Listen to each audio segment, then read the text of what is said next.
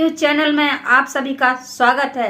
मैं रेखा कश्यप मौजूद हूं आपके इलाके की घटनाओं, शासन प्रशासन तथा आम आवाम की हर छोटी बड़ी खबर के साथ। देखते रहें आम आवाम। पावन पितृपक्ष के चलते आज लोनी के शंकर विहार लोनी इलाके में भव्य कलश यात्रा के साथ श्रीमद् भागवत कथा का शुभारंभ कन्हैयालाल धर्मशाला में किया गया। धूमधाम से पंडित रंजीत तिवारी के सानिध्य में निकाली गई कलश यात्रा के दौरान परीक्षित बने सोमदत्त शर्मा, उर्मिला देवी पावन भागवत सिर पर धारण किए चल रहे थे। इस अवसर पर गोपीचंद शर्मा, लक्ष्मी देवी, हेमवती देवी, कमलेश देवी, उर्मिला देवी, पंकज शर्मा, चंचल देवी, कपिल शर्मा, ममता देवी, संजय देवी, रानी देवी, विजेंद्री देवी, नीलम देवी, नीतू देवी, यतेंद्र शर्मा, रिंकू शर्मा, कौशल शर्मा, महावीर प्रसाद शर्मा, यमन शर्मा बाबा ग्रुप के सभी सदस्यों सहित इलाके के पार्षद प्रवीण भाटी सहित सैकड़ों श्रद्धालु महिलाएं कलश उठाकर चल रही थी। यात्रा संपन्न होने के बाद मन के उद्गार व्यक्त करते हुए कथा संचालक रंजीत तिवारी ने कहा,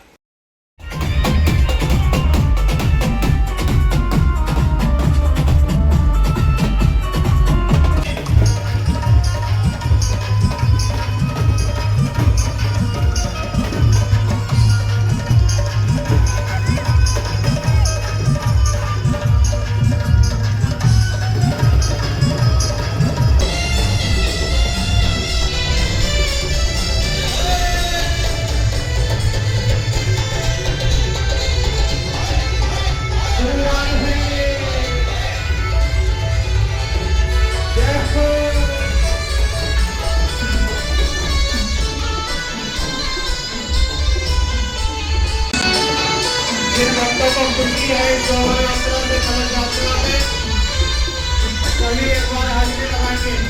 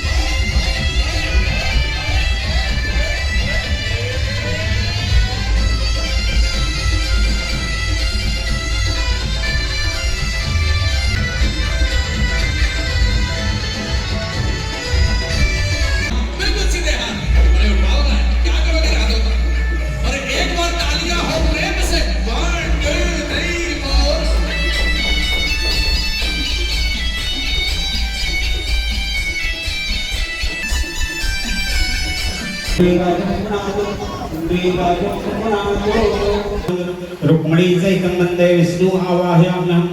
ओम शान्ताकारं भुजगशयनं पद्मनाभं सुरेशं विश्वाधारं गगनसदृशं मेघवर्णं शुभांगं लक्ष्मीकान्तं कमलनयनं योगाभिध्यानगम्यं वन्दे विष्णु भवभयहरं सर्वलोकैकनाथम्।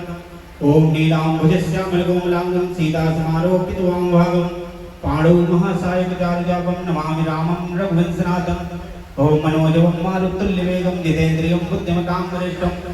ये भागवत कथा श्राद्ध पक्ष में पितरों को समर्पित है और जिनके भी पितर किसी और उसमें गए होंगे या परेशान होंगे, प्रेत योनि में होंगे, उनकी मुक्ति के लिए ये भागवत कथा रखी गई है।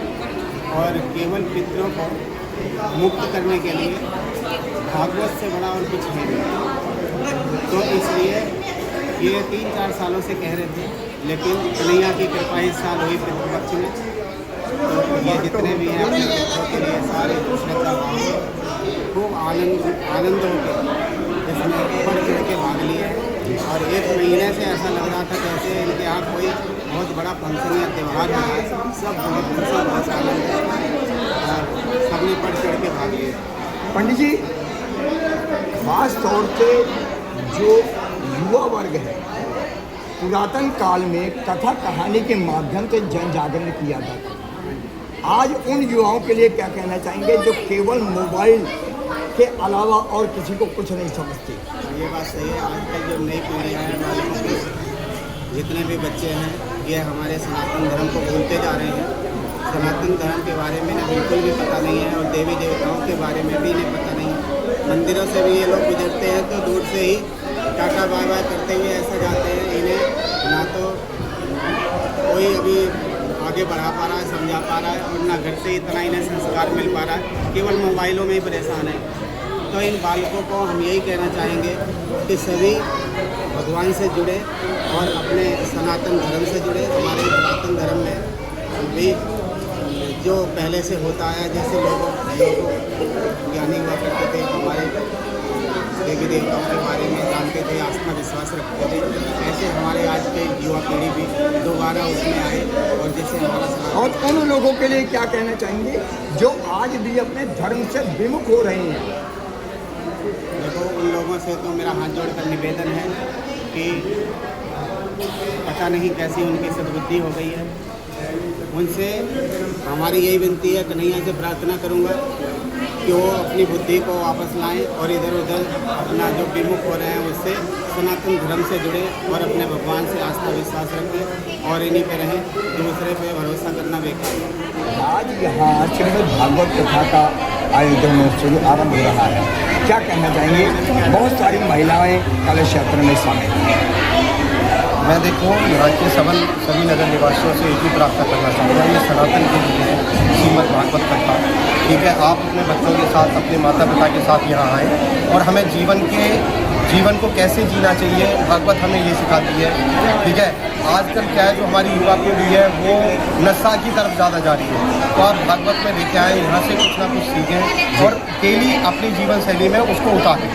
तो मैं यही प्रार्थना करना चाहूँगा कि 7 दिन आप आते हैं तो 7 दिन में 7 चीज़ें यहाँ से ज़रूर लेके जाएं और 7 बुराइयाँ अपनी छोड़ के जाएं, जिससे हमारा सनातन आगे बढ़ सके और हमारे जो घर परिवार हैं अच्छे से रह सके। मोस्टली हो क्या रहा है, अभी जो दूसरे धर्म हैं, दूसरे मजहब हैं, उनके बच्चा भी उनके धर्म के बारे में जानता है और हमारे कुछ अब युवा पीढ़ी तो बिल्कुल ही नहीं, मतलब 2 या 4% ही मैं कहूँगा कि जो धर्म के पद पे हैं। बाकी हम धर्म की तरफ नहीं जा रहे, हम खुद अपनी तरह इसी बुराइयां करते हैं, ये बहुत गलत बात है।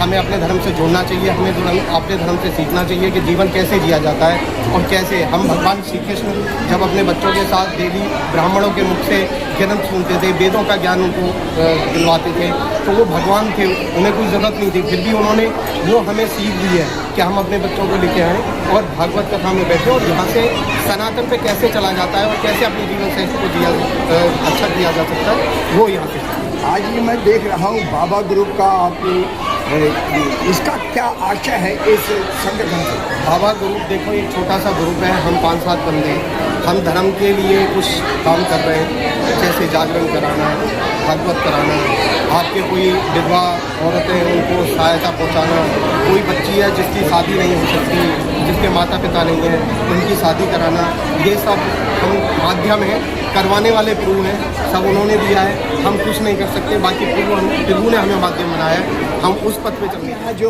कलश यात्रा निकाली गई है, लोगों में जागरूकता का संचार किया गया है, क्या कहना चाहेंगे कलश यात्रा को लेकर? इस भागवत को रखने का कारण सनातन धर्म को आगे बढ़ाने का है और जो युवा पीढ़ी बिगड़ते जा रही है उसका ध्यान अपनी भगवान की तरफ डालेगा।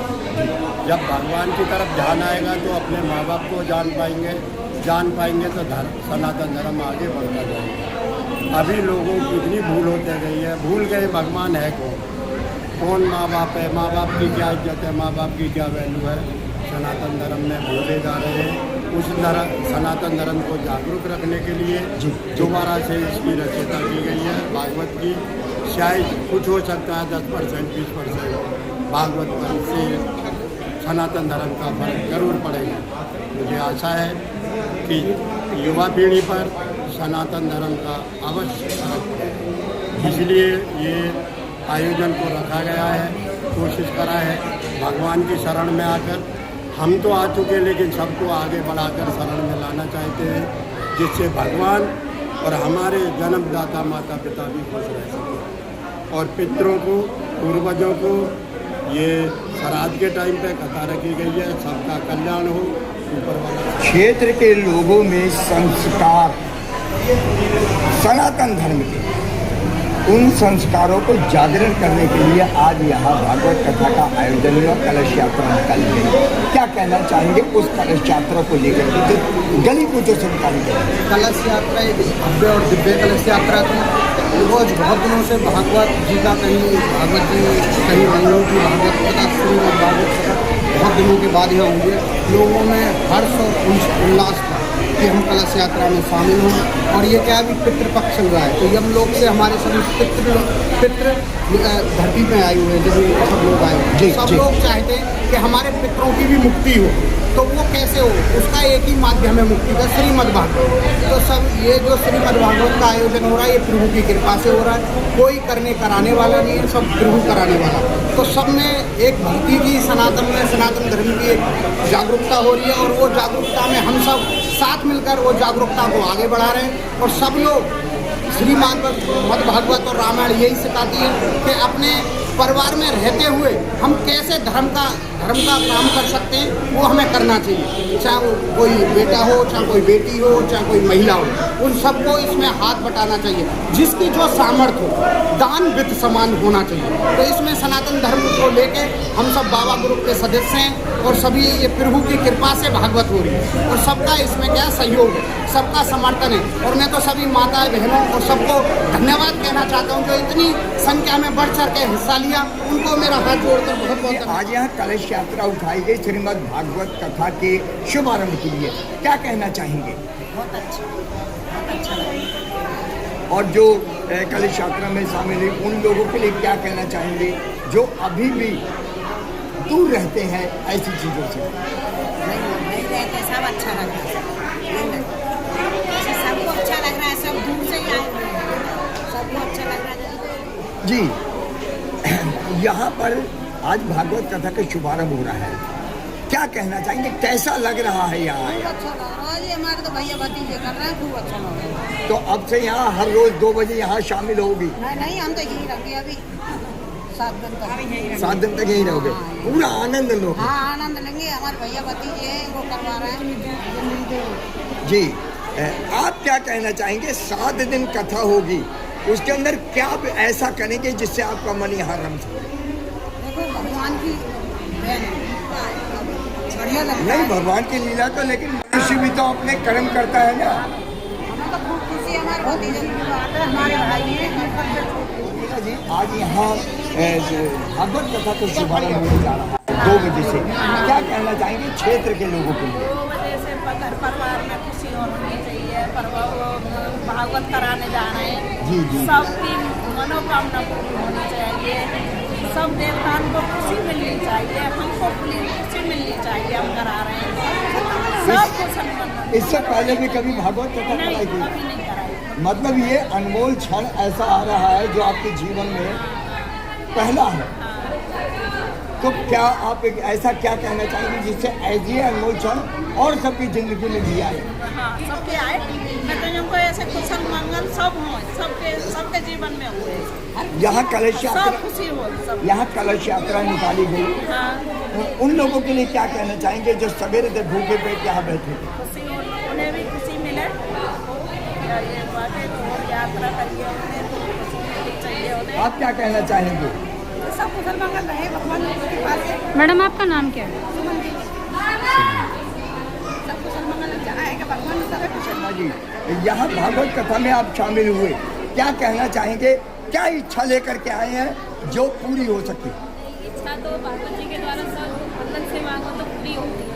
अनंत जन्मों के सुनकर मुक्ति होते हैं, तब हमें भागवत कथा का फल मिलता है, सुनने के लिए अवसर मिलता है। कि भागवत कथा एक ऐसी कथा है कि भागवत जी को पंच पुराणों में से एक पुराण माना गया है। जी।